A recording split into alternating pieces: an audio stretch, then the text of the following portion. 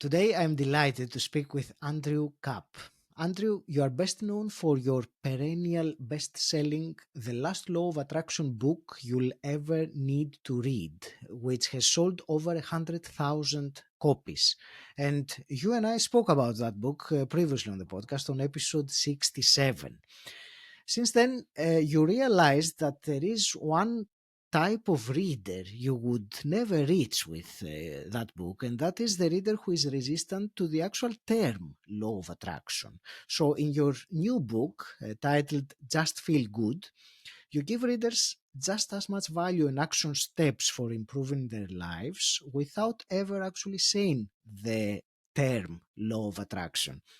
Andrew, welcome for the second time to Personal Development Mastery. It's a real pleasure to speak with you today. Thank you so much for having me. I know our last conversation was so much fun, and I could only imagine how fun this one's going to be as well. So I'm really looking forward and seeing what we discover together. Indeed, it was fun and useful and very, very popular. It's consistently in the top most popular episodes of the podcast. So I think that says a lot, and it kind of puts a nice preface with for this conversation as well. So we will discuss today. We will dive into the content of your new book. Just feel good. Before we do, tell me a bit about that realization you made about the reader that would not read the book because the term law of attraction creates some resistance within them. Yeah, well, it's interesting because with a title like "The Last Law of Attraction Book You'll Ever Need to Read," such a bold promise.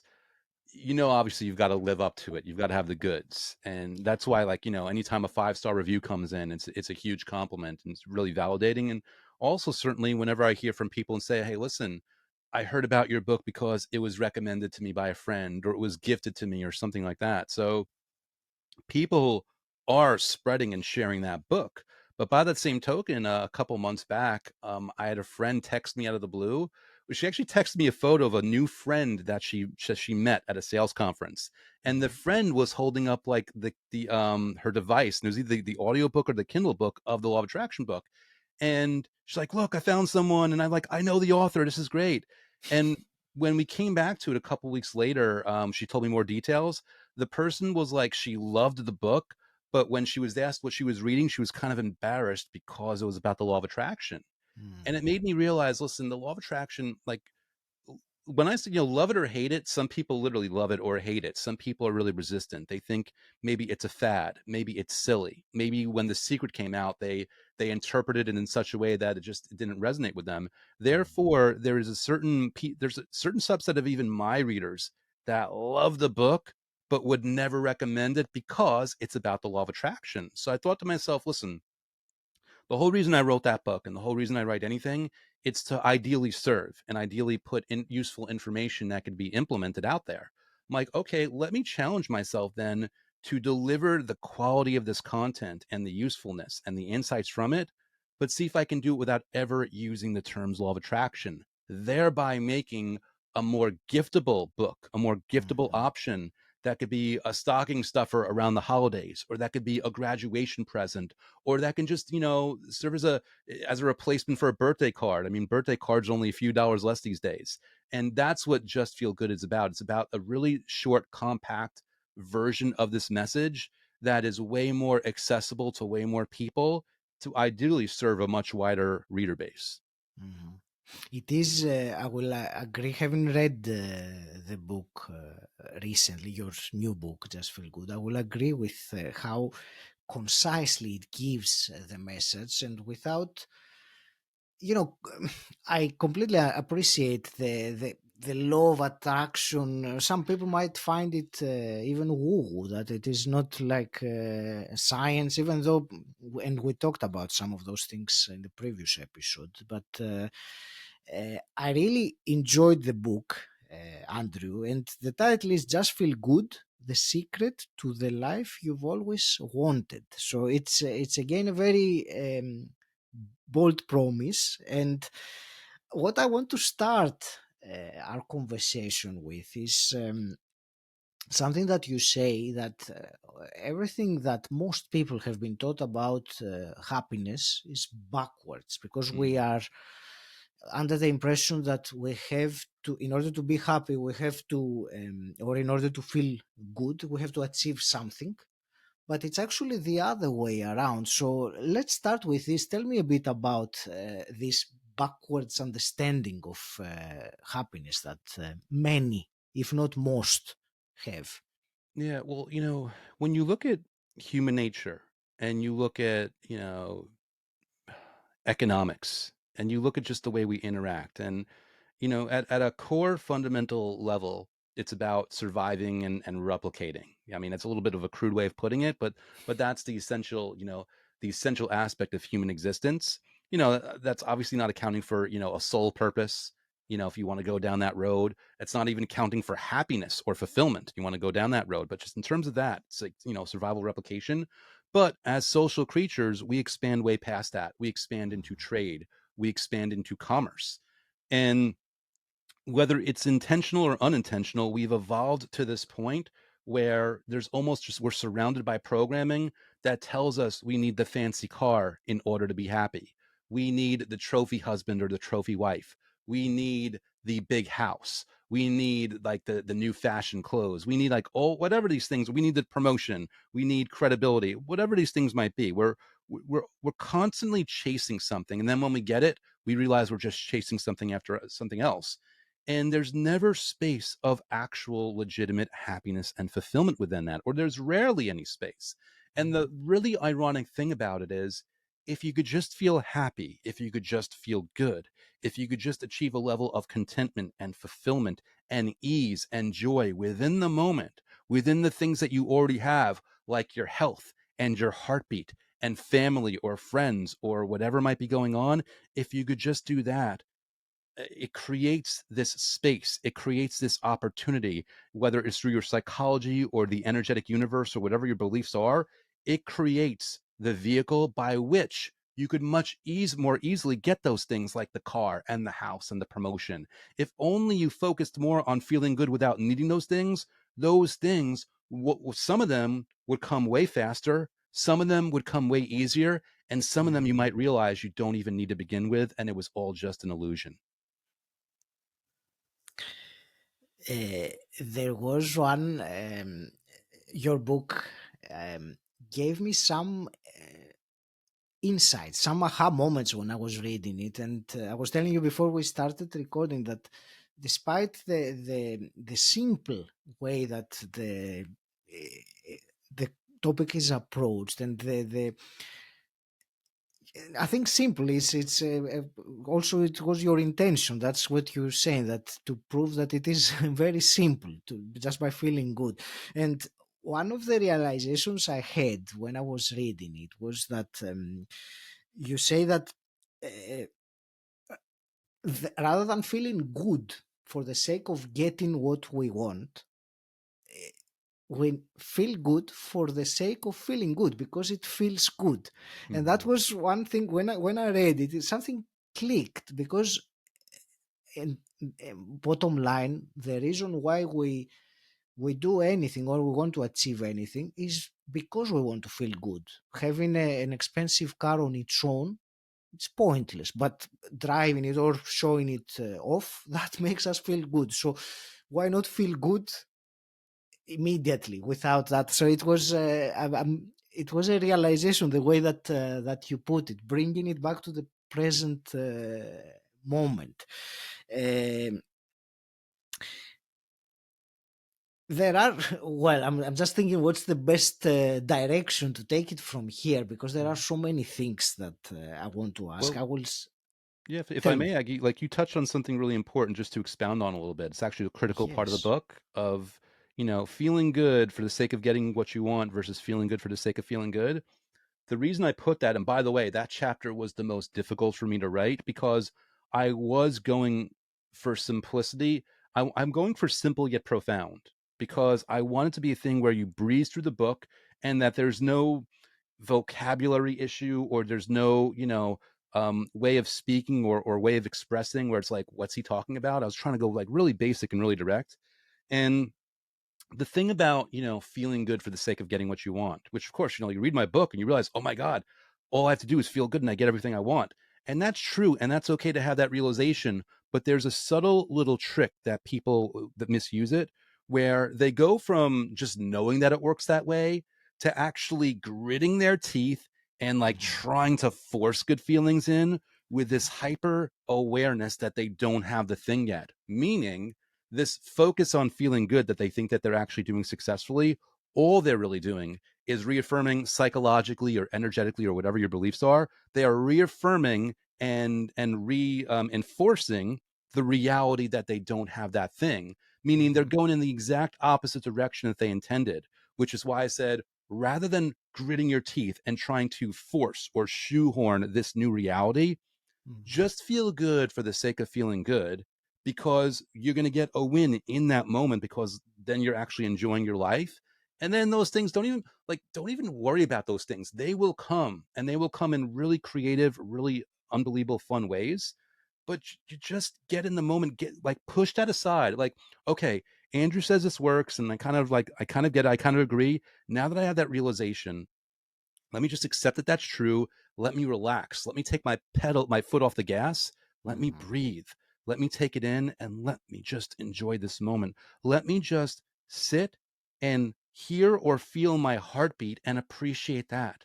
Let me think about, even that paycheck I want to be way higher. Let me appreciate the paycheck I have right now and the things I've bought.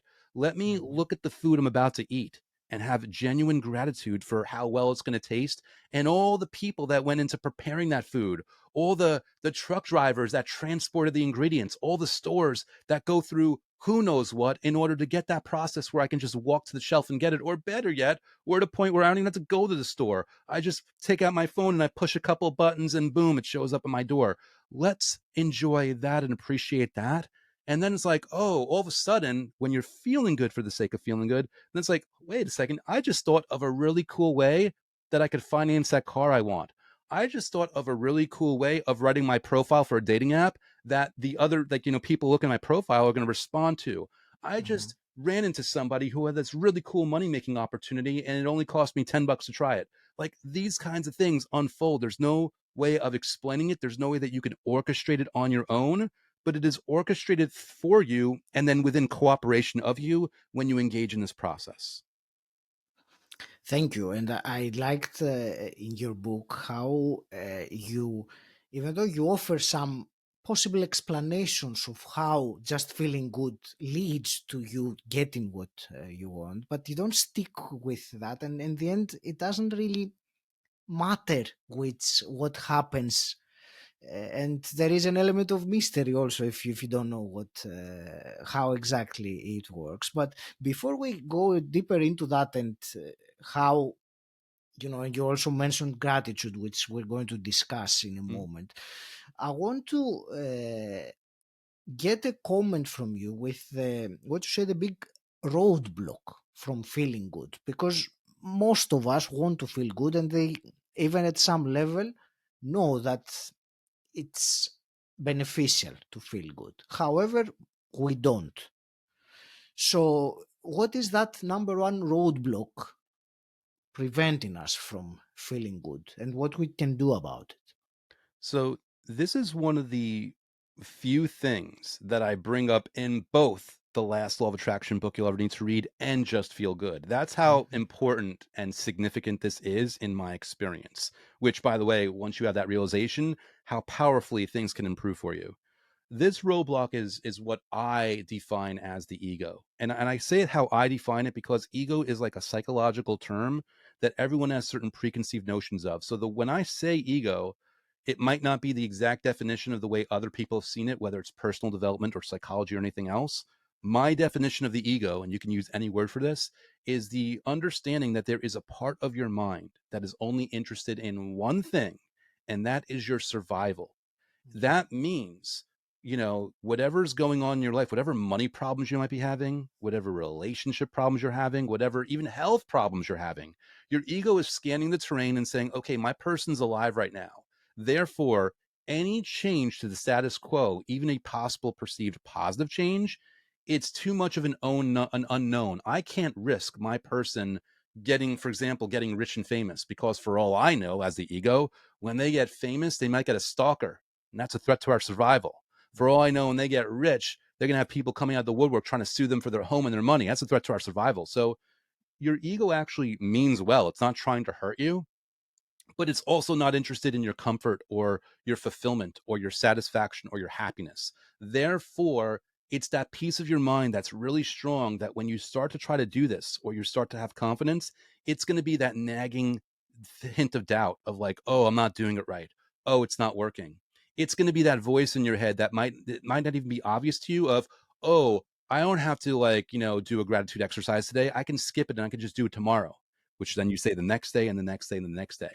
So this final roadblock is just this part of you, this part of your being, this part of your psychology, this part of like everything you are, that is doing its part to serve you, not realizing that if you did have these things that you want, if you went in these directions, you would be way happier. So to answer your question of like, well, how do we get around this?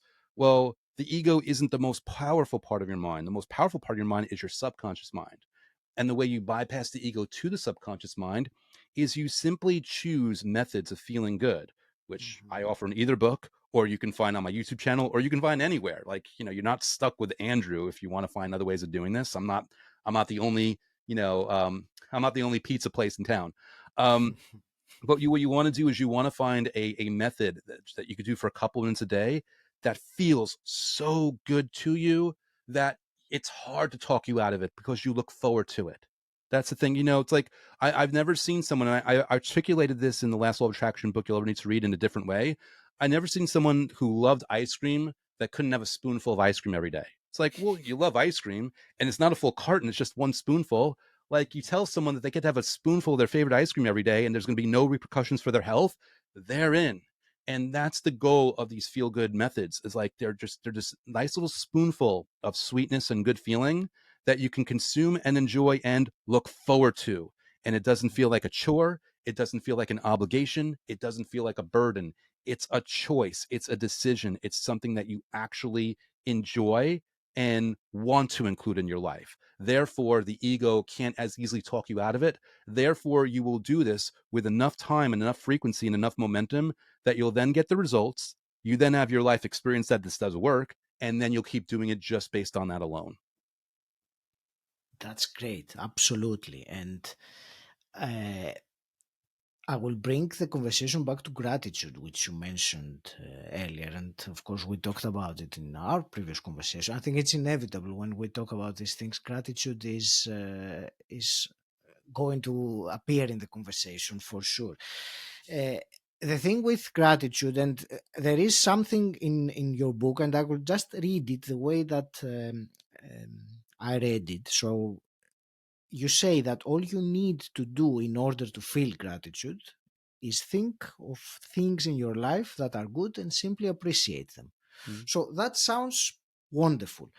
Uh, my question, and I think with many people, the challenge in using some kind of gratitude practice, and we'll talk about a couple afterwards because there are some amazing ones that you have, but I don't want to digress too much now. The challenge that many people face with gratitude is that they can think of something they appreciate of, or they can write about it, but without actually having any emotional, let's say, response or vibration or something matching that. So in other words, it just happened, yeah, I'm grateful for my heart that beats every day, but that is not really matching the vibration, that feeling of gratitude. And that's something that you do discuss in your book, and I think it's very important to understand that. So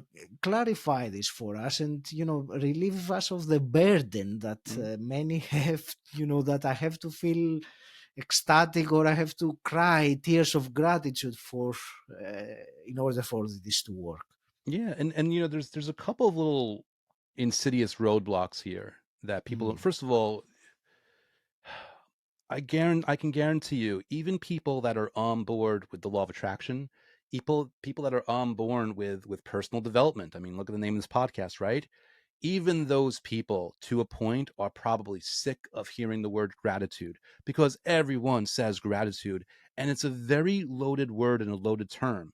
Yeah. And to a lot of people, and I've never said this before, to a lot of people, it represents failure. And the reason it represents failure to them is because they heard about gratitude. They heard all the promises attached. They tried to do it. And like you just articulated, they didn't get this amazing, ecstatic, wow feeling. Or maybe they did the first time. And then the next day they tried to do it. And it's almost like they were numb to it, Yeah. which added to their frustration, their uncertainty, their doubt. And then they went into a downward spiral. Thing about gratitude, like you had also hinted at here that you read from my book, is well, one, don't view gratitude the way you viewed it in the past as this broken, empty promise. And also don't view it as this required level of euphoria. You don't have to feel amazing. You just have to feel a little good. And if you can't feel a little good about your heartbeat, which really is a miracle, well, then we can go a more extreme direction. Just make a list of things in your life that you have, not even appreciate things that you have, and imagine they were taken away. So, for example, Mm. right now in this moment, somebody is listening to this or watching this on a specific device. Whatever that device is, think about all the things that you do with that device. You run your business. You check your email. Maybe it's a phone, so you call people, you text, you communicate with the world. You have access to everything. Maybe you have your dating apps, so it's the key to your love life. If someone went and they stole that device from you and you couldn't replace it for another month, how miserable would you be? Knowing that it is there, then therefore easy to be at least a little grateful. Like, you know what? This device is awesome. The keyboard works, the internet works. I've got all the apps in front of me. My life is so much better because I have access to these things. To say nothing of body parts. I think everyone knows what it's like to stub their toe and have maybe a painful toe for an afternoon. Like, you break your toe or you break your foot or your leg and you're on crutches for a couple of weeks or a couple of months. That just it's miserable. Think of, like, be grateful for your healthy legs, be grateful for your spine, even if you have back pain. Like, so you can see how excited I get about this. What I'm actually doing here is I'm doing an unintentional gratitude blitz where I start going down a list of things to be grateful for, and you almost get caught up in it. Like, it is, if you actually not even trying to force emotion, but if you actually think about it intellectually and logically about the things in your life, it becomes really difficult to not even have a hint of gratitude. And all you need is a hint of appreciation, not a bucket's worth or an ocean's worth, but just a hint, and you are on your way. That's great, and that is very, as I said earlier, it's reassuring to understand that, and also that method, if I can use that word, of thinking how your life would be if you didn't have that, the device or your vision or whatever it is. It I find that very useful as a method to really express gratitude, because we do have the tendency to take things for granted, don't we? I mean, with our health, we don't appreciate it many times until we're not healthy, and then all of a sudden we miss it. And the same with all these things. So I find this a very practical and useful way to um, increase or augment that feeling of gratitude, just rather than just saying, oh, I'm grateful for my my car. If I didn't have my car, I wouldn't need to walk to take the bus to. It's great. So thank you for that reminder of this exercise. Yeah. um And if real quick, if I can, Augie, like, because you mentioned car, anyone who yes. thinks that their car is horrible, like, let's pretend it runs at least. Literally, try to walk to work tomorrow. Go walk to work tomorrow instead, and like, even though that car, even the paint job doesn't look good, and even if the air conditioner doesn't work, like, come on, how are you not grateful for that car? Try walking to work. You will love that car, which, by the way, will then open the door to a new and better car for you and the money that you need to get it. Absolutely. And we will talk about, you mentioned previously the gratitude bleeds, and we will talk about some ways. There are certainly two of them that I want to discuss to ask you about out of the 10 plus that you have in the book. Before I do, there is also one other thing I want to cover quickly, and that is, we're talking about feeling good. Uh, we're human beings, and I know the listener knows very well that despite our best intentions, even if we put into practice everything that you say or other wise people have said, it's impossible to just feel good all the time. Mhm. It is part of our human nature. There is the other side as well of our emotions. We can't be happy without having the sadness on the other end of the spectrum. So tell me about the importance of feeling good, feeling bad. Is it what do we do if we feel bad? Are we going backwards in our efforts? Do we have to find our way out of feeling bad as soon as possible, or is it something else? Yeah. So anyone who's followed the law of attraction, and certainly probably any other modalities of thought, have no doubt come upon the idea of like, okay, feel good and good things happen, therefore feel bad and bad things happen. Hmm. Therefore, I am all of a sudden hyper aware and hyper nervous about feeling bad. Hmm. The thing about feeling bad is it's a downward spiral trap. And you got to remember, first of all, and they've done studies on this, like scientific studies that have demonstrated to them that positive thoughts and positive emotions are hundreds, if not thousands, of times more powerful than negative ones. Meaning, this is why I say, just feel good for 5 minutes a day, and that's going to be more than enough. Because then, the following week, you'll find yourself more naturally feeling good at other parts of the day without even trying. So you feel good more often and you feel bad less often. But that feeling bad that occurs, it's an inevitable part of the human experience. Therefore, strategically, the worst thing you can do is judge yourself about it or worry that it's not working. Because again, if the positive thoughts and emotions are so much more powerful, you only need a certain concentrated period of time where you're just feeling even okay to account for that. So you don't have to worry about feeling bad.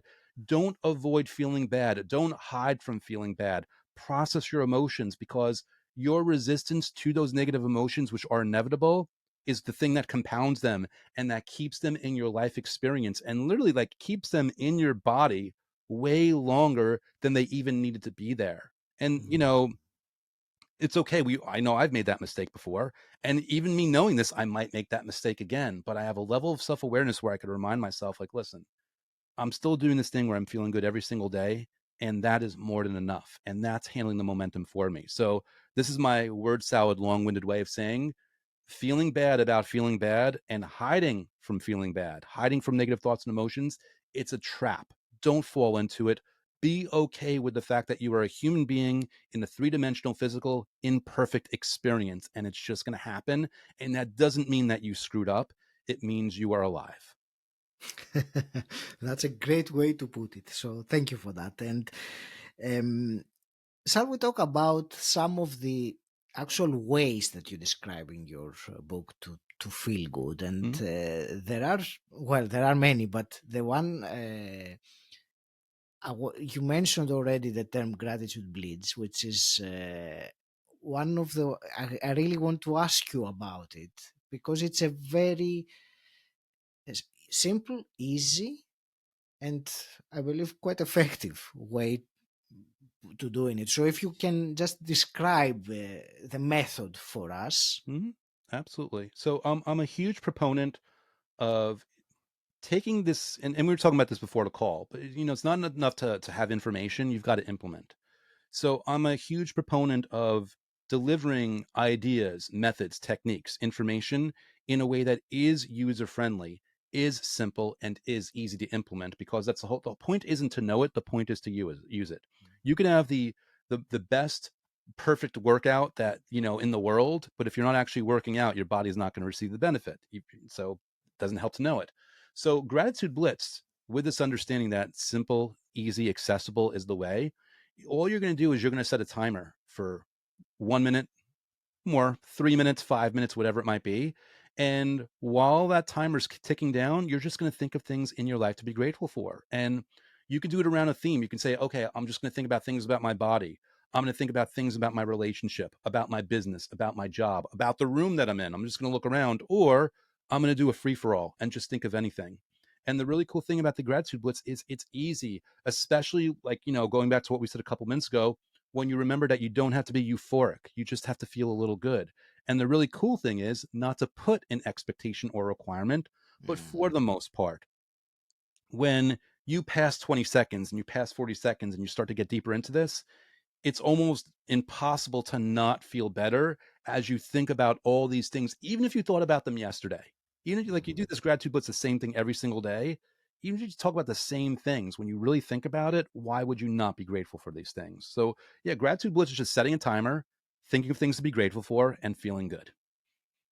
It's a great, and I was doing that yesterday. This way, when I was reading that part of the book, and it was um, combined to the thinking that what would happen if I didn't have that. It really very quickly created a smile on my face, and actually that's the other method that I wanted to discuss with you about. You call it the feel good grin. Mhm. Yeah. And the the understanding there is that, and I think everyone would agree that when we do feel let's happy, when we feel in a positive state, a smile comes naturally in our face without us needing to do it. Mm. The the important thing here is that, like, our physiology and our emotional world are connected in such a way we can use it in the opposite direction. So if we force, I mean, I'm using that in quotes, in quotations, if we force ourselves to smile and keep it for a little while, that converts inwardly into emotions of feeling good or feeling good. So it's a great realization that this works both ways, and I would like to hear your thoughts on this and as a method of how to do it. Yeah, well, so it's interesting because I call it the feel good grin. Again, you know me. I like since I want simple and easy and user friendly and all these things. Part of that means memorable. So it also means like Mm. having an overly dramatic term for something really simple. Because when I say feel good grin, like you said, I just mean smile. And this method, it's almost like, okay, when you're on your computer and you type the letter K appears on the screen, and you type the letter D appears on the screen. Mhm. By the same token, because you smile in response to positive emotions so often, your body, just like pushing a key, and I didn't articulate it this way in the book. I've never articulated this way before, but by intentionally physically smiling, even if you don't mean it, you are triggering like a keyboard, like typing on a keyboard, biochemicals to go off that your body's like, oh, it must be time to be happy. Or at the very least, it must be time to be content or to be at ease or to just not feel bad. And Mm. it's just a simple thing where it's like, okay, well, Andrew, what's the method? Well, do me a favor, smile real quick. Okay, I'm smiling. Congratulations, you just did the method. It's that simple. So do it when you're, maybe if there's something going on and you're stressed and you want to try to counteract that, or just do it out of the blue for no good reason. Just smile and see what happens. And again, you might feel it viscerally or you might not, but either way, you're typing on your keyboard, so to speak, and you're sending the right messages and the right cues to your body, which will respond in kind in some way, whether you perceive it or not. And indeed, something changes if you smile and or grin and hold it maybe for a few seconds. There is something that changes. Maybe for some people, it might be subtle for them to realize, but the more you become aware of your own body, you realize that it changes. You actually are perfectly capable of uh, um, invoking, shall we say, the good feeling just by smiling, which is so simple, but Mm. yet you have to do it. If you remain frowning, or then it won't. You have to actually do it, and it's so easy. Um, You have many methods of feeling good, but the one that I would really appreciate your sharing with us is you have your own personal favorite that you said you've been doing for years, and it's only 5 minutes, and you do it every single day. So I Mm. would like you to share this practice or routine, if you want, the ritual of feeling good in 5 minutes. Yeah. I very much enjoyed the way that you presented it, and I think it is so simple and so effective. Yeah. Well, and keep in mind, any method I put in any of these books, I don't just say, "Hey, this is a good method, do it," and not do it. Like I do all these things, but Mm, the one thing I do every single day, because again, when you have all these good options, I think of these as like ice cream flavors. You're still going to have your favorite. You're going to have the one that you want to go to, that's that you want that spoonful of. For me, this just happens to be this one because it fits in with my schedule. It's easy to do. It's fun to do. It like a lot of things work for it. And what I basically do is I pull up my phone, I open up the recorder app, and I record a message of talking about all the things that I'm grateful for in my life. And I might talk, and I only do it for a couple minutes. Maybe I'll do it for 1 minute, maybe 5 or 6 minutes, whatever I'm inspired to in that moment. Sometimes I will talk about things that I have currently. Sometimes I'll mm, talk about things that are on the way, but I'll say them in the present tense. And all I'm doing is I'm recording and affirming this reality and feeling good. And then I actually take that message and I send it to my friend across the country who, in kind, he sends me his message every single day. And, sometimes he goes first, sometimes I go first. Whoever goes first ends up inspiring the other person with their message. There's this built-in social pressure and accountability, not that anyone mm, requires it. I've just built that into my process. And I just have this fun, dynamic way of every single day articulating the things that I'm grateful for. Some people would probably prefer to write it by hand or to type it on a computer, and that's fine. It's all about what works for you specifically. For me, the easy thing, I do enough typing, and I'm still not used to writing that my hand will cramp. So for me, it's just easy to speak it out loud, and it's a lot of fun, and it just keeps me engaged. And yes, I've been doing it for, I think, well over 5 years at this point. And mhm. the amazing changes that I've experienced in my life and that my friend has had in his life, it's wonderful. We've had a front row seat to each other's improvements and an upward trajectory in our lives. It's indeed very simple and easy to do and effective. I think the only difficulty is actually to do it, or Mm, to, and that's where the accountability that you have also is an added element to that. yeah. So to It's hold like I yourself never want to let accountable. my friend down. It's, by the way, this can never be a commitment where like it feels like a weight or a burden. If that happens, then we both have a standing agreement on any either one of us can stop whenever we want. Like there's a level of commitment where if it feels too much of a burden, then it's doing the opposite thing. But there is a level of pressure if I just don't want to let my friend down. So of course, at the very least, I'll record a quick 30 to 60 seconds. Who can't do that? So there's always a way that it works. Yeah, absolutely. It's very important. Um, there is, Andrew, one other thing that really caught my attention, and I underlined it like 5 times when I was reading it, and that was some misconception that many have about, feeling good or gratitude or law of attraction or all those things, and expecting a practice like that to miraculously um, change their life immediately. It might happen, but more often than not, it doesn't happen like that. And there is a phrase that you have, which I'm going to read it verbatim as you have, because it was so beautiful and very insightful when I was reading it. And you say that feeling good is not like a hammer that you swing to shatter your problems. It's more like a paintbrush that you gently stroke, blending answers and solutions into your life so that your challenges fade away rather than being shattered into pieces. Hmm. And that's, for me, that was a very important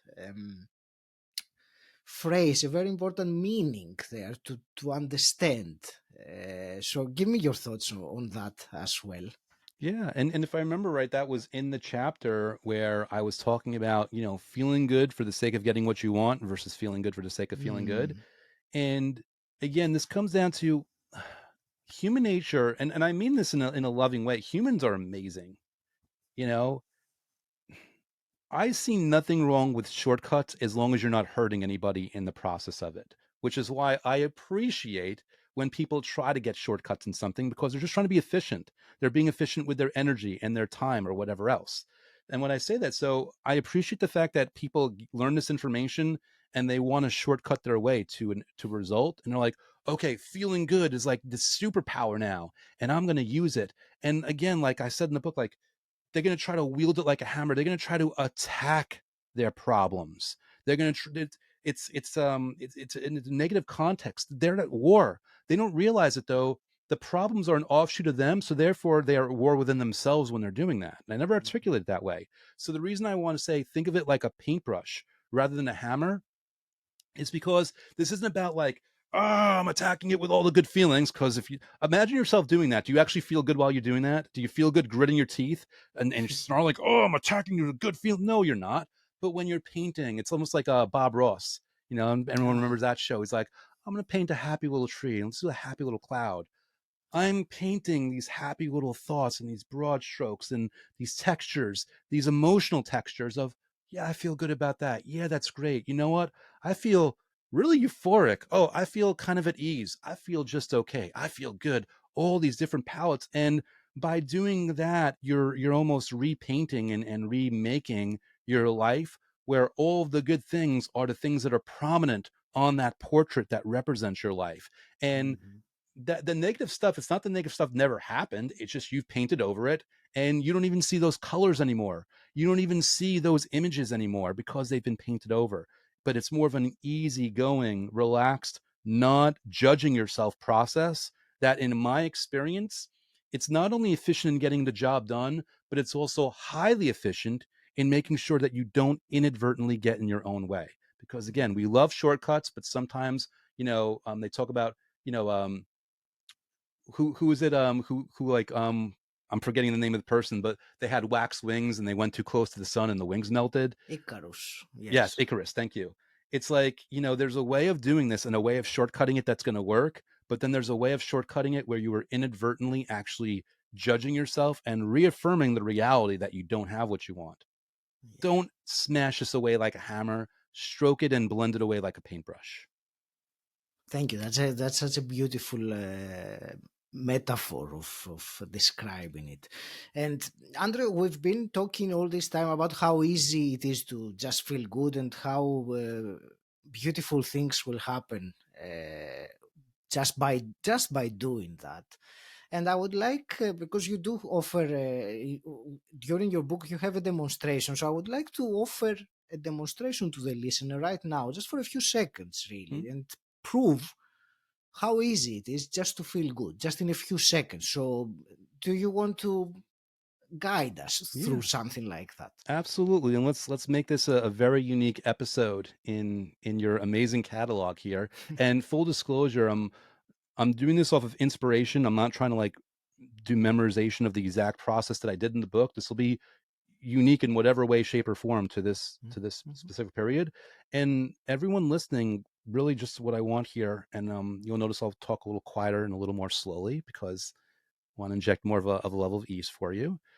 Um, Ideally, you're in a comfortable place right now where you can just relax and try this. But if you're not, that's why Agi uploads these episodes and keeps them up for you because you can go to this whenever you want. So, whenever you're comfortable, whether it's now or in a future, hopefully soon future moment, just want to invite you to close your eyes and with no attachment, no need, no requirement, just, and no even keeping to the speed of how I'm saying it, just breathe in and breathe out, doing it at your own pace.